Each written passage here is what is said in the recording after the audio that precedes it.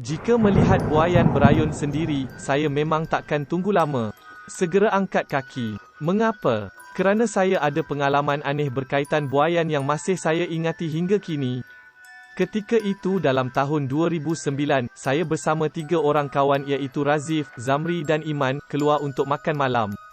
Selesai makan, Razif yang pulang bercuti mengajak kami semua meronda. Katanya sudah lama dia tidak bersia-sia di Kota Baru. Kami semua bersetuju. Saya yang memandu kereta menuju ke sebuah taman permainan, tempat di mana kami sering melepak dahulu. Dulu, kawasan taman itu sangat gelap pada waktu malam. Setelah dimajukan, kawasan itu menjadi cantik dan terang. Lampu-lampu bersusun indah. Walaupun cantik, tetapi bagi saya suasananya tidak semeriah dulu. Dahulu, tiap-tiap malam kawasan itu meriah dengan kehadiran muda-mudi.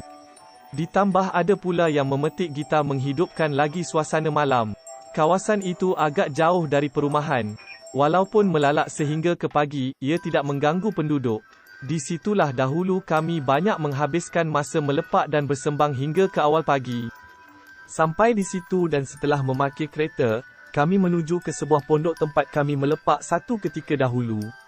Pondok itu sudah dibina dengan batu. Kami mula mengenang kembali nostalgia lama. Sungguh indah ketika itu, sewaktu masing-masing masih lagi muda remaja. Tetapi kini semua sudah membawa haluan sendiri. Apabila ada masa sebegini sahaja, kami dapat berkumpul semula. Kami semua ketawa besar apabila satu persatu nostalgia lama mula keluar dari mulut masing-masing. Sedang kami ketawa terbahak-bahak, tiba-tiba saya nampak ada sebuah buaian berayun dengan sendirinya. Saya mencuit bahu Zamri dan menjuihkan bibir ke arah buaian yang sedang berayun itu.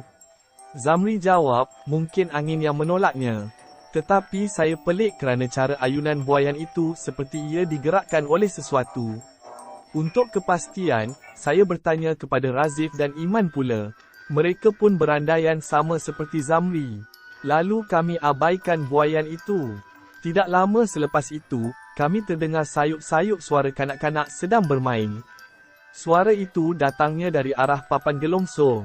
Sekejap sahaja sebelum suara itu hilang, seolah-olah datang dan pergi bersama angin. Mata kami semua terarah ke situ. Tapi tidak ada sesiapa pun di situ kecuali kami berempat. Bulu roma saya mula meremang. Suara siapakah yang kami dengar tadi?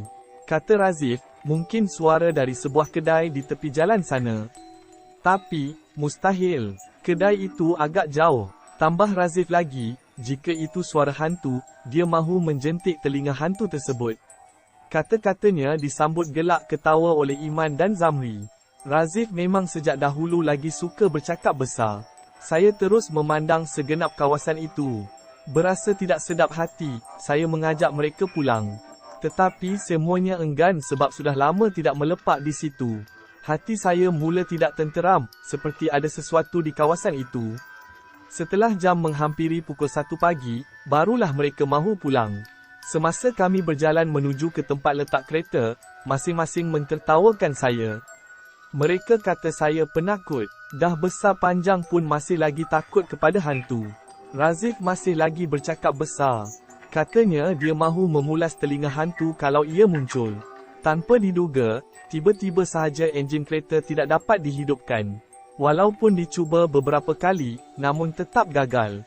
Saya minta Razif, Iman dan Zamri menolak kereta, manakala saya menjaga steringnya. Ketika sedang menolak kereta, tiba-tiba datang satu bau yang sungguh wangi menusuk ke dalam hidung kami. Saya segera memandang ke arah cermin pandang belakang. Dengan jelas saya nampak ada satu lembaga hitam berada di tepi Zamri. Darah saya berderau. Apabila enjin berjaya dihidupkan, mereka bertiga berkejar masuk ke dalam kereta. Saya terus memecut kereta. Saya diamkan perkara itu. Di dalam kereta, saya mula berasa pelik apabila ketiga-tiga mereka tidak bercakap.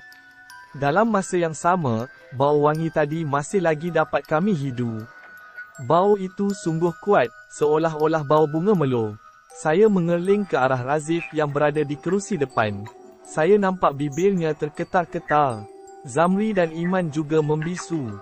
Selepas agak jauh berlalu, tiba-tiba Zamri bersuara. Kau nampak tak benda apa yang ikut kita sekarang ni? Saya jadi gelabah, saya pandang cermin pandang belakang. Tidak nampak apa-apa. Pandang cermin sebelah kiri, tidak ada benda. Apabila memandang cermin sebelah kanan, saya ternampak satu susuk tubuh seperti beruk, bertaring panjang dan matanya bersinar sedang bertempik di cermin pintu kereta betul-betul di sebelah Zamri. Bulu roma saya terus menegak. Razif terketar-ketar, tidak bercakap langsung. Iman menekuk mukanya dengan tangan. Saya terus bertakbir. Allahu Akbar. Allahu Akbar. Beberapa minit kemudian, bau bunga melur itu mulai hilang. Makhluk hitam menyerupai beruk itu juga sudah tiada. Barulah masing-masing mampu menghela nafas lega. Sepanjang perjalanan pulang, tidak ada seorang pun bersuara. Setelah menghantar seorang demi seorang ke rumah masing-masing, saya perlu memandu keseorangan pulang ke rumah. Semasa memasukkan gear kereta, saya menelan air liur. Seluruh badan terasa panas sejuk seolah-olah mahu demam. Mujurlah tidak terjadi sebarang perkara buruk sehingga saya sampai ke rumah.